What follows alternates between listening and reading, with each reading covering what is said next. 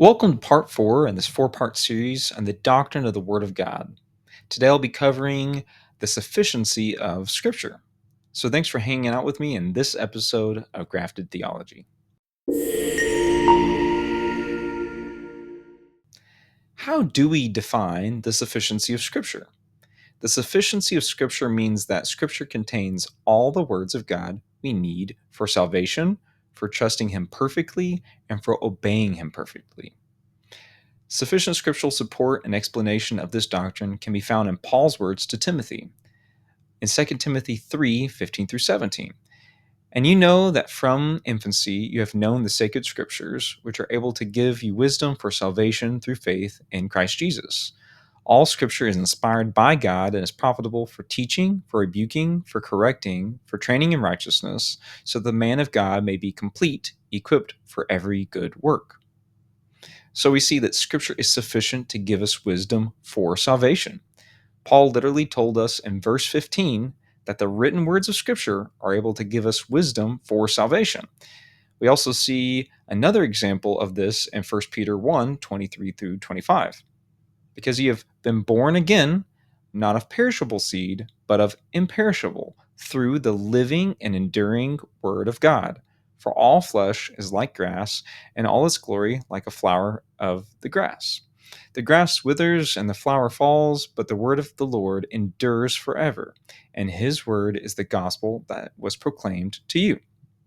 While other books might be useful for learning, Scripture is said to be sufficient in providing us with wisdom for salvation by giving us the gospel.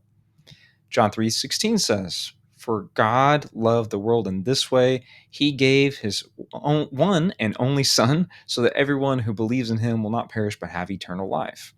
And in Romans 10:9, "If you confess with your mouth Jesus is Lord and believe in your heart that God raised him from the dead, you will be saved." God gave us the greatest gift of the good news of the gospel. And then also, Scripture is sufficient to equip us for every good work. As we read earlier, Scripture is profitable for teaching, rebuking, correcting, and for training in righteousness, so that we may be complete and equipped for every good work.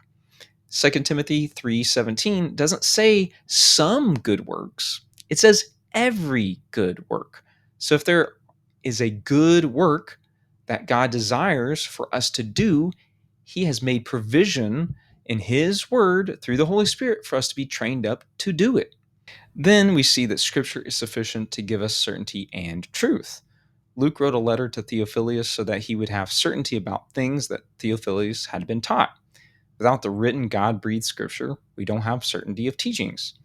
In Luke 1:1 through 4, it says, "Inasmuch as many have undertaken to compile a narrative of the things that have been accomplished among us, just as those who from the beginning were eyewitnesses and ministers of the whole word have delivered them to us, it seemed good to me also, having followed all things closely for some time past, to write an orderly account for you, most excellent Theophilus, that you may have certainty concerning the things you have been taught."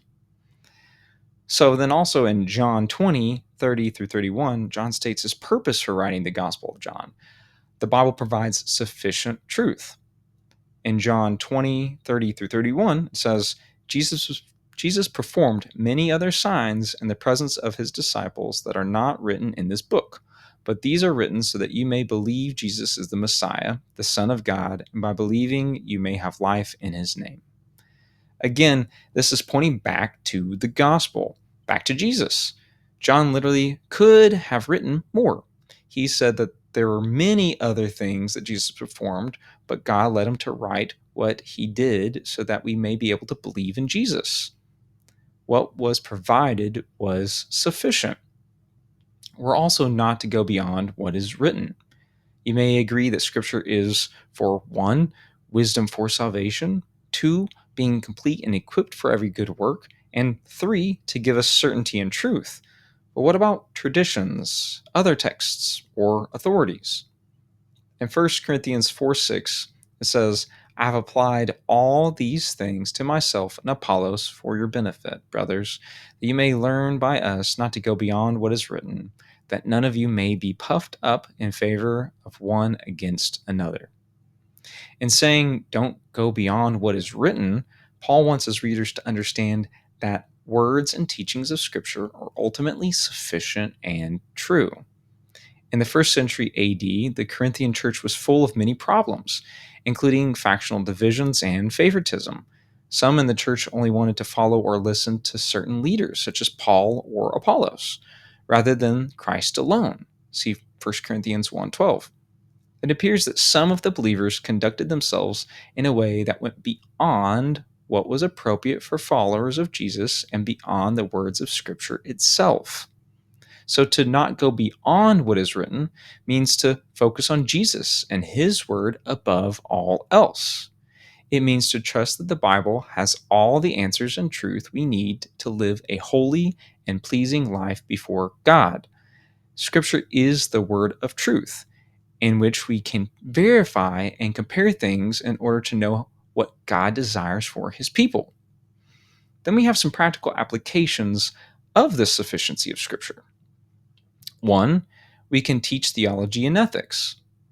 This should encourage us to study God's Word to know how God wants us to think about particular issues and what to do in particular situations. Two, we should add nothing to Scripture, nor are we to consider other writings of equal value to Scripture.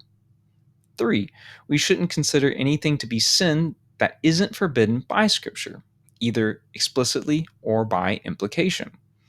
We're not to add prohibitions to those already stated in Scripture or impose personal convictions.